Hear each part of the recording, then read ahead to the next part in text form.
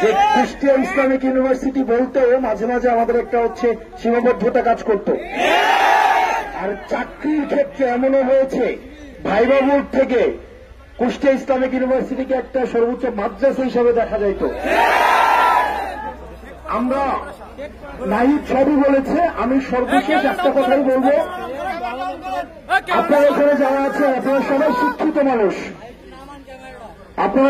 শিক্ষিত মানুষ, বিশ্ববিদ্যালয়ের পড়ুয়া, আপনারা অনেক শিক্ষার্থীকে পিছনে ফেলে আজকে আপনারা হচ্ছেন কুষ্টিয়া ইসলামিক ইউনিভার্সিটিতে পড়ছেন। আপনাদের কাছে একটা অনুরোধ করব, একটা সিটের বিনিময়ে, একটু ভালো রেজাল্টের বিনিময়ে নিজের মেরুদণ্ডটাকে বিক্রি করে দিলেন।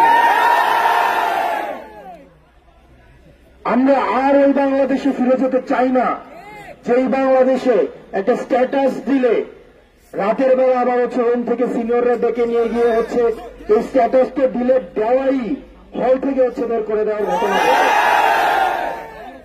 আমরা এই জায়গায় সচেতন থাকব। আপনারা ঐক্যবদ্ধ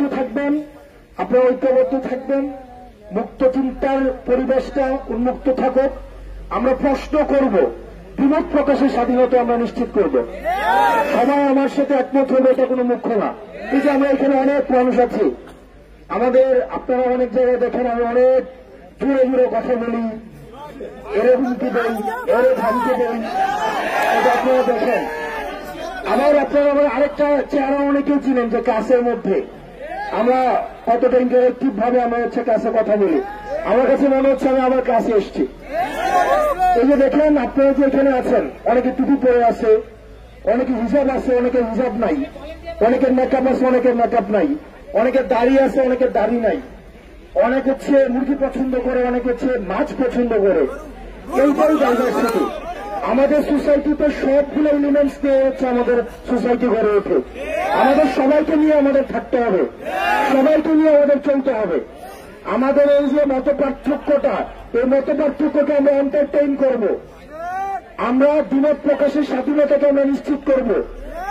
শুধুমাত্র আমাদের সমাজে অ্যাক্সেস থাকবে না শুধুমাত্র ফেসিবাদ, আমাদের সমাজে অ্যাক্সেস থাকবে না আমাদের মত প্রকাশের স্বাধীনতাকে যে রুদ্ধ করতে চায় তাদের সোসাইটিতে অ্যাক্সেস থাকবে না। যারা নিকাপের যেমন স্বাধীনতা থাকবে, আবার কেউ যদি নিকাপ না করতে চায় সেটার স্বাধীনতা আমাদের সমাজে থাকতে হবে। প্রিয় কুষ্টিয়া ইসলামিক বিশ্ববিদ্যালয়ের ছাত্ররা, আপনাদের সাথে আমাদের লড়াইয়ে, আমাদের সংগ্রামে, আমাদের পরবর্তী বাংলাদেশ বিনির্মাণে আপনাদের সাথে আমাদের দেখা হবে। কারণ আমরা জানি আপনাদের প্রশ্নের উঠে আমরা উঠতে পারবো না। কারণ আপনারা এমন একটা প্রজন্ম, যেই প্রজন্ম আর কোন নেতা, আমরা মাঝে মাঝে বলি আমরা খুব ভুল সময় রাজনীতিতে আসছি। কারণ সেই সময় আমরা রাজনীতি